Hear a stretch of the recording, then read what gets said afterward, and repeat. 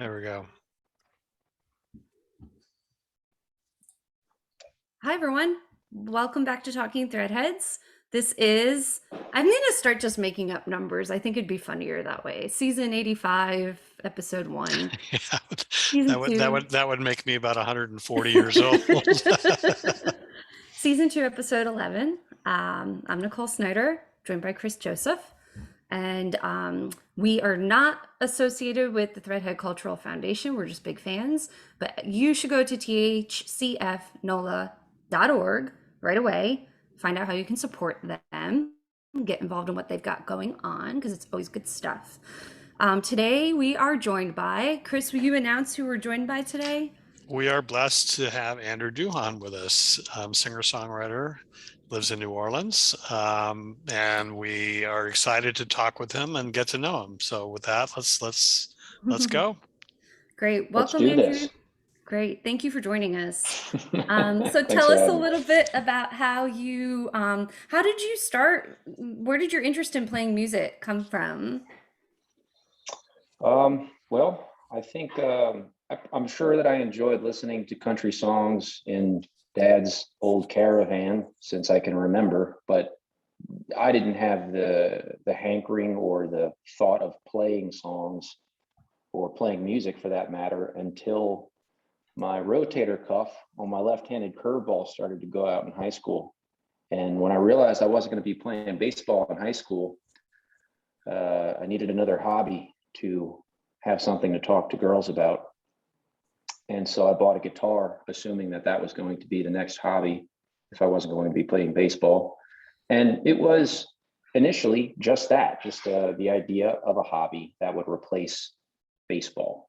And little did I know, though, at the time, I would say the finest educator that I had through high school and college was an English professor named Mr. Rosso, who was at Rummel at the time, is at Jesuit now.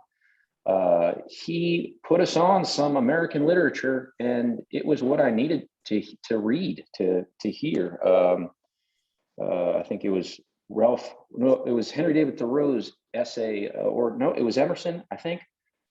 Not sure. I think it was Emerson's self-reliance essay, and there was a line in there. It was, to believe that what is true for you in your own private heart is true for every man. That is genius. And just this idea, it was the first time that I had ever thought that maybe there was something worthy searching for inside, instead of what I thought would be, in between college and the real world, or in between high school and college, it would be a backpacking trip where I'd go find it somewhere out there in the big wide world. But that, I think that maybe even just that sentence introduced me to the idea of an artistic will, about just speaking your own truth, you could say.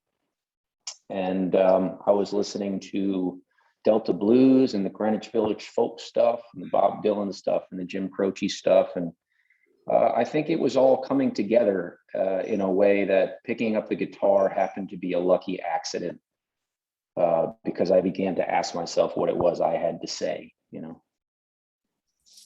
And so how long ago was that? How long have you been writing and recording music?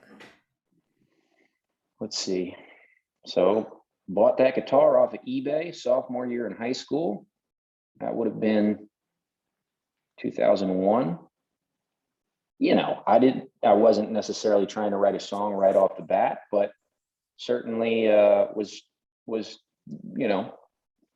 trying to replace the words in the Hootie and the Blowfish song by junior or senior year. And then in college, it became, something more. I remember I had some buddies in a rock band who kind of infiltrated my iPod and dumped all kinds of stuff in there. And it was exactly what I needed. Just, blowing my mind apart with all kinds of music from all kinds of places. And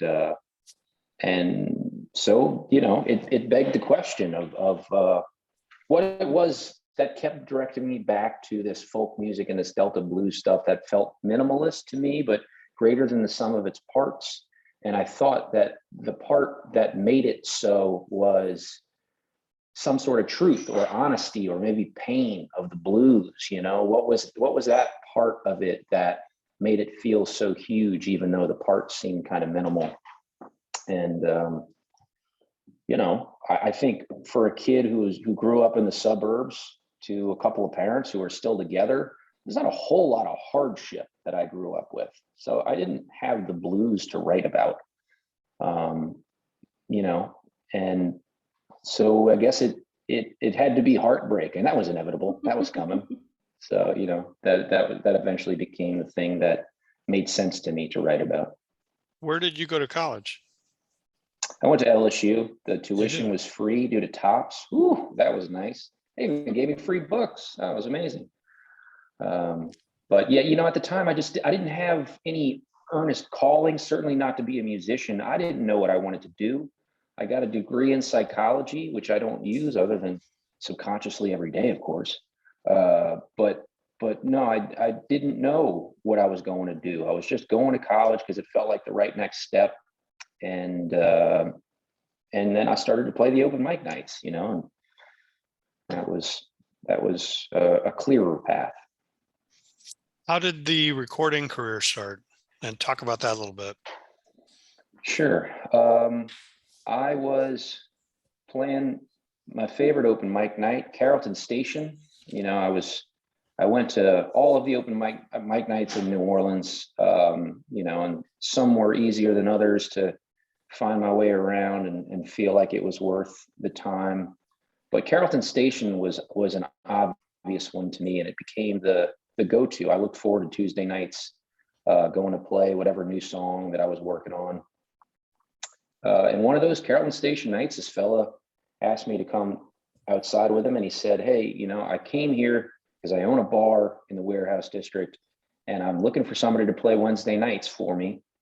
And I was just about to leave, and then you got up there and you started playing, and I'm like, there's my guy. So I wonder if you could play my bar." And we worked out a fee. He basically up haggled me because I had no experience with how much I should be asking for. So he clearly thought my rate was way too low and offered me more, which was good of him. But the second time I played his bar, he leaned over the bar at the set break and he said, "Okay, now I want to know how to invest in you." And I said, "I don't know, but my guess is we would try to figure out how to make an independent record contract wherein you pay for a record being made and then get a cut of the sales of that record." And despite the fact that I went to LSU for 4 years, I'd have to say that the most important education business-wise that I got was from the office hours of two professors at Loyola University's music program, John Snyder and George Howard, who sat us down and kind of showed us the ropes on what we could be doing here with two individuals who wanted to make a record together. And that's what we did. And I can say that we made 2 records together. He funded them both. And we still don't look at the contract. We just sit down and split up some money and talk about how things are going. So it's kind of, it's nice in that way, How many albums do you have in total?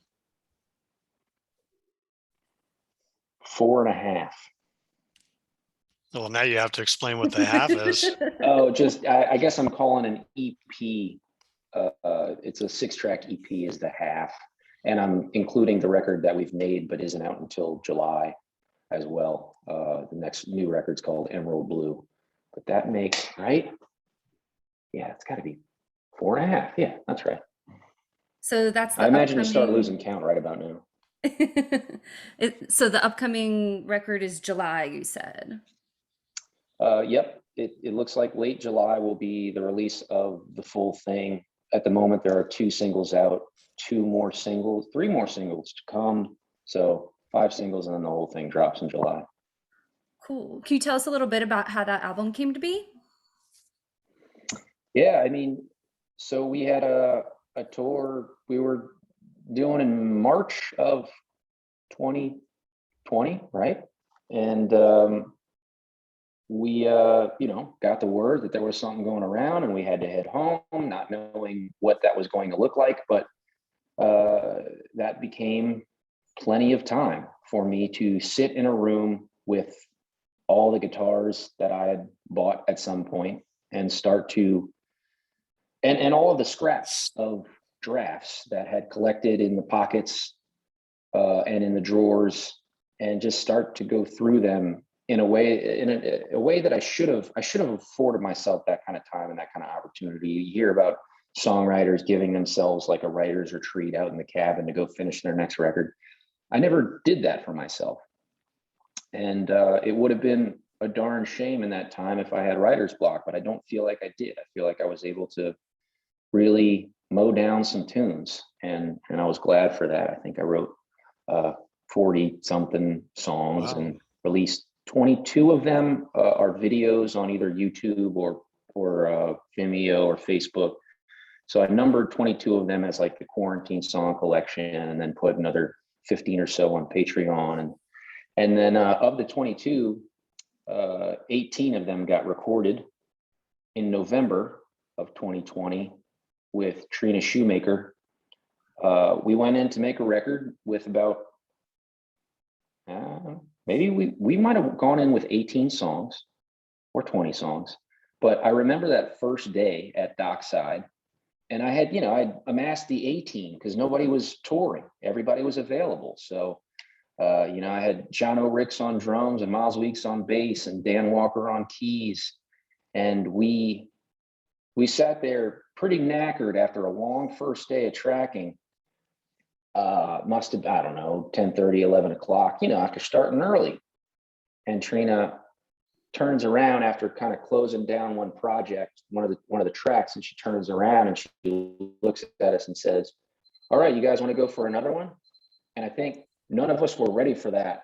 And I think we all knew at that point what we were in for, that she was kind of glad to be working, and we all were. But as John O'Ricks said, looking up from one of the meals we were having, I think he just looked out into space in one moment and he just said, "I don't think I've worked this hard in like 15 years, And he's a touring drummer for the Wood Brothers. Like, the guy gets around, but we really went after it. And instead of making a record, we recorded 18 songs, and 11 of them will be on a vinyl because that's all I can fit. And I'll use the other 7 to make a subsequent record, I suppose.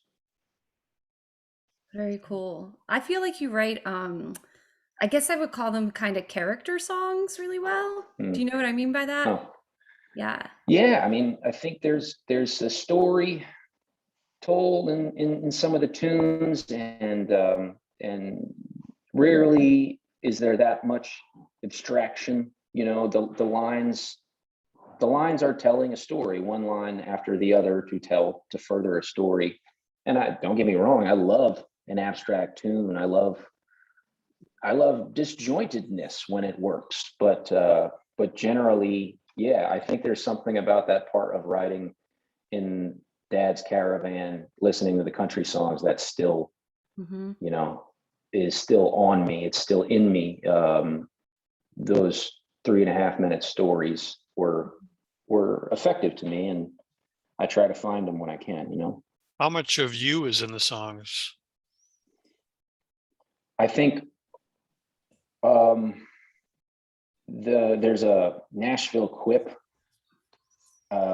probably, I don't know who said it, author unknown probably, but it's a good song has to cost you something.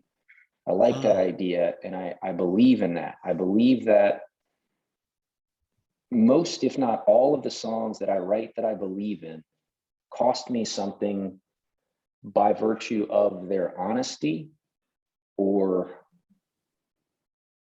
that it took some sort of courage for me to be honest about something,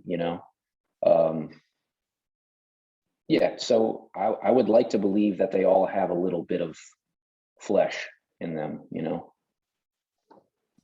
Love that. Yeah, that's a great answer.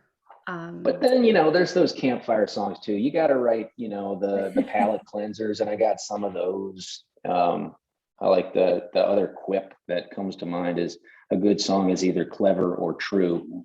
And the truth part is the one that costs you something, I think, but the clever part comes by too. And I think those are the low hanging fruit ones that you need some Right. comic relief, or you need that counterbalance of something clever sometimes. Do you want your fans to know the difference between the songs that may Uh, have some autobiographical elements to it?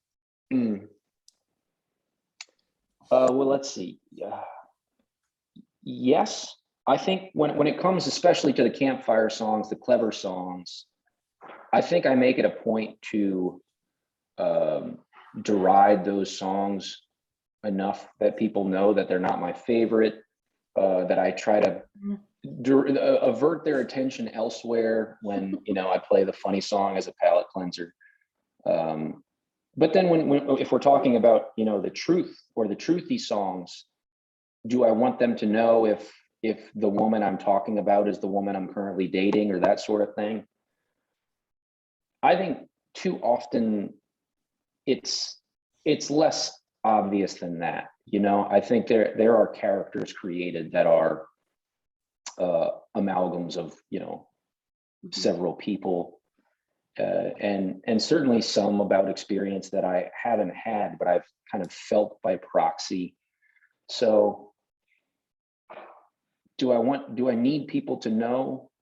I think no. I think it's truthy enough that enough in the truth of the song, and that's good enough for me, I'd say.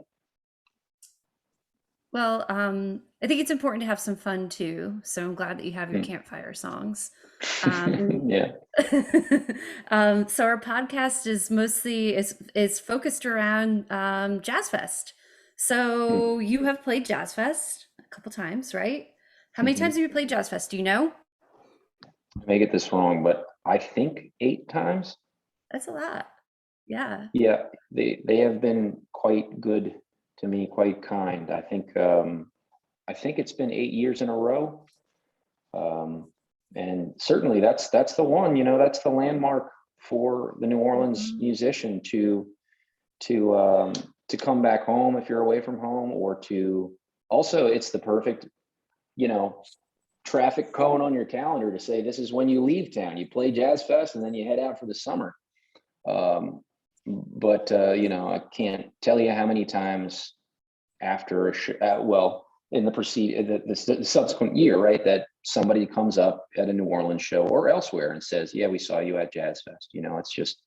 It's an opportunity to get in the ears of new fans because people are there and they're looking for something new to love, and it's really nice to be a part of that. Before, Um, go ahead, can you I'm think sorry. back to? Oh, go ahead, Chris. Sorry. You. Can you remember what the first Jazz Fest was like for you? I want to say, so 7 of the 8 years that we've played the Lanyap stage. One year we played the Fado stage, which was excellent. But Lanyap, I get it, makes sense. I will be honest with you in saying, of course, as a kid and as a teen, I went to Jazz Fest several times, right? I'm not sure I knew the Lanyap stage existed until I played it. And for those folks who may not be Jazz Fest aficionados, Lanyap stage is in the cul-de-sac, and you got to go through kind of a little corridor to get to it. And so in that way, it lacks the walk-by crowd. Mhm. But what it misses in the walk-by crowd, it gains in those who do walk through that corridor, enter this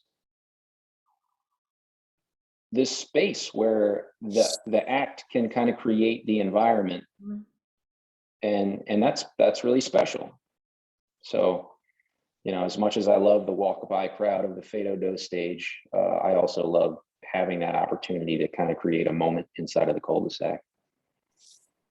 I will tell you, I was one of the walk by when you played at the Fado Do stage, and I Hmm. didn't really know your music, and I stopped and heard it and stayed for your set because Right it on. was so good. So you're absolutely right. It's a walk by stage, Mm. and that's how I've discovered lots of musicians, including you. Um, Yep. let's talk about this festival season. Where can fans find you this festival season? This will be I'm excited to say I'm doing the big time hustle this year. I've got an event both Sundays of Jazz Fest, as opposed to the post Jazz Fest events of which there are plenty. I thought about what a pre-Jazz Fest event could look like. Everybody coming to town wants to maximize their day. Nobody's looking to sit around. They want to get out and go experience and feel New Orleans in some way or another. And they want to stay out late to do it, but they also, some of them, want to get up early and do it.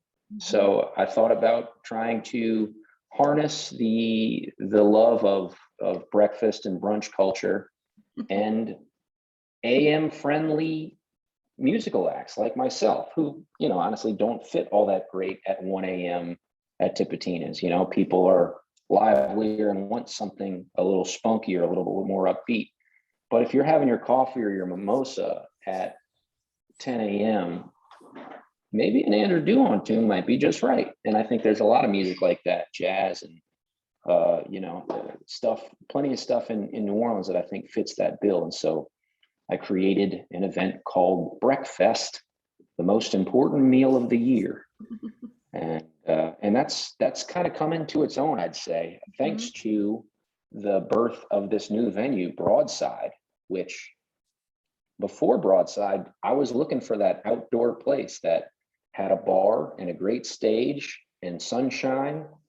And lo and behold, here comes Broadside during the pandemic, popping up to save the day for my imagination of what Breakfast could be. And I'm really feeling like these days Breakfast has a home. And so that'll be both Sundays of Jazz Fest. We'll play Jazz Fest the second Saturday. We'll play a midweek show on Tuesday at the old standby Carrollton Station. And there's one more event that I will give you. I promise this one will be an elevator pitch. So I will have the vinyl of the new record in hand, though it is not available until July. What I'd like to do, and it'll be the second time that I've done this, I did it for the last record, is host a listening party, which really isn't that interesting. Nobody likes listening parties. They like to go have a drink with their band or colleagues and give them a hug and hear the record through some house speakers at some nice bar, but it doesn't really work as a listening party generally. But I thought, what if we brought some great speakers and a great turntable out to the forest somewhere, maybe City Park, maybe an undisclosed location, hung a chandelier from an oak tree, and kind of made this surreal environment where we would listen to this record that doesn't exist anywhere else in the world. We're the first people to listen to this thing, the stylists run through this thing for the first time ever anywhere. And then the music would just float off in through the oaks and into the night. And we would be the only people to have experienced that record out in the woods. And the event would be called A Needle Falls in the Forest. And so that'll be Cinco de Mayo, the Thursday. And I'll invite RSVPs. That one's free. I will just do a limited amount of RSVPs to disclose the location of the event. And that should be lovely. I think we all left enchanted after the last one. And as long as my wheels don't fall off trying to run that and Breakfast and play all the shows, then it should be a heck of a week. Can people find out information on all these shows on your website? You can find out all the information on the website. The Needle Falls event is not populated yet because I want to make absolutely sure I have the vinyl in hand before I advertise that. But yes, Breakfast, you can find information on my website or at Broadside where the tickets are being sold. And then all of the auxiliary and Jazz Fest shows are all up on andrewduhon.com. Yeah. And who's on the lineup for Breakfast this year? That's an excellent question. Let's see. We've got, let's see if I can do this from memory. First up, my favorite part of the event, in fact, I know it's bright and early, 8 a.m., but at 8 a.m., you can come to a yoga class while a string quartet plays as your background music while you do yoga. And the string quartet is the Radio Bird Quartet. So they're our first act. Yoga class led by Caroline Hughes. Our first act of the first weekend is Colin Lake. And then it'll be yours truly, Andrew Duhon Trio. And then we will have Alexis and the Samurai that week. Next week, once again, Yoga with the Radio Bird Quartet at 8. Gabrielle Cavassa, who is an excellent jazz vocalist, will go on next. Sam Doors, one of my favorite Americana songwriters in town, will bring his quartet, and then we'll close it out with the full band for the last set of Breakfast. Sounds wonderful. Yeah, I hope I can make one. Come on out, y'all. Yeah. Oh, and I mean, I'd be remiss not to mention the menu is complimentary. I mean, that's kind of what makes it Breakfast. Is once I started to email sponsors, you know, people who make breakfast culture in New Orleans special. It's Hey Cafe and Ruby Slipper and the Station, and I'm forgetting, Gerald's Donuts, and there's a couple more. But when I started to hit these sorts of places up to say, could you donate some product, you know, to this event in exchange for sponsorship, I was surprised to figure out how easily that could be done if you just tell them about this dad fun breakfast and pitch them the idea, and people are really into it. And I think that's really what makes it special. Is you come in, you get a great spread of breakfast. We get to celebrate these breakfast purveyors like rock stars next to the local acts, you know, and that's something that we don't get to do. You know, we tip our bartenders and celebrate our bartenders, but we don't do it for our baristas or the folks cooking our eggs. And this is that opportunity, I suppose. Well, I love it. I was at the one in the fall and probably an earlier one a few years ago. And the fall one was great. One of my girlfriends and I were like, oh, they're changing out the baked goods. I don't know. It's exciting. If you're a breakfast person, that's a big thrill. Yeah. Oh, huge. Exactly. And that's one piece of it, actually, with regard to Jazz Fest. You know, Jazz Fest has been so good to me, as we've discussed, that it wasn't something I was willing to ask for forgiveness. I needed to ask for permission about this event, because, you know, there are all these auxiliary events, right? But mine is happening in the morning and then starting to bleed into that time when Jazz Fest is open. So I did get some parameters from Jazz Fest, which I think are healthy and keep me in the 8 a.m. to 12 noon environment, you know, but that is early for some folks. And it begs the question of, what about a breakfast that happens in October, you know, when we can run from 9 a.m. to 3 p.m. like we did for the last iteration when we weren't, when Jazz Fest wasn't on those same days. And I just, as well as the last iteration went, that we did go that late and there wasn't the Jazz Fest conflict, I can't imagine not trying to do, you know, another iteration where, you know, we're not just a pre thing, we can be the thing. Or, you know, what if the Saints game's at 4 p.m. an away game? You know, that sounds like a pretty good Sunday to go do something in the morning, that sort of thing, you know. Well, I love this. You've carved out your space as the daytime guy, and it's great. The morning guy, yep. Yeah, morning guy. So I connected with you through Patreon, and my eyebrow went up when I thought about this, because Chris Joseph was one of the original folks who was involved in the Threadhead Records endeavor, and that must have been how many years ago, Chris? We started that in 2007. So that's some time ago, and I find it really interesting to watch the evolution of this. You know, it wasn't called crowdfunding then, right? But it really was early crowdfunding. And, you know, we have artists like yourself who utilize Patreon. So I thought I would invite you to come and speak a little bit about Patreon in addition to your music and Breakfast and everything. So can you tell, some people who tune into this might not know what the heck we're talking about, what Patreon is. So can you tell us about that and how you use it, how it helps you connect with your fans? Sure. I had heard about Patreon before the pandemic, but the pandemic is what gave me the time to make my own account.